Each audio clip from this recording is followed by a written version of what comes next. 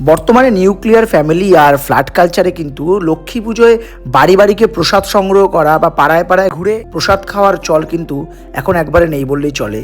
কিন্তু আমরা বলতে পারি ভাগ্যবান, কারণ আমাদের পাড়ায় কিন্তু এই কালচারটা এখনও বর্তমান। আমরা বা আমাদের পাড়ার ছোটরা কিন্তু এখনও আমাদের পাড়ায় বাড়ি বাড়ি গিয়ে কিন্তু উইদাউট নিমন্ত্রণ যেটা বলে সেভাবেই কিন্তু আমরা প্রত্যেকটা বাড়িতে গিয়ে প্রসাদ কালেকশন করি এবং প্রসাদ খেয়ে বেড়াই। সে লুচি আর সুজি হোক কিংবা খিচুড়ি আর পায়েস হোক না কেন, সেইটাই কিন্তু আমরা বেশ প্রাণ ভরে মন ভরে কিন্তু পাড়ায় পাড়ায় ঘুরে কালেকশন করে খাই। আসলে লক্ষ্মী পুজোয় খেতে গেলে কিন্তু কোনো নিমন্ত্রণ লাগে না, আর এটার মধ্যে না একটা আলাদা নস্টালজিয়া বলুন, একটা আলাদা ফ্লেভার বলুন, সেটা কিন্তু অবশ্যই লুকিয়ে থাকে। তো আপনাদের পাড়ায়ও কি এই কালচারটা এখনও বর্তমান রয়েছে, নাকি যুগের তালে তালে সেটাও হারিয়ে গেছে আস্তে আস্তে?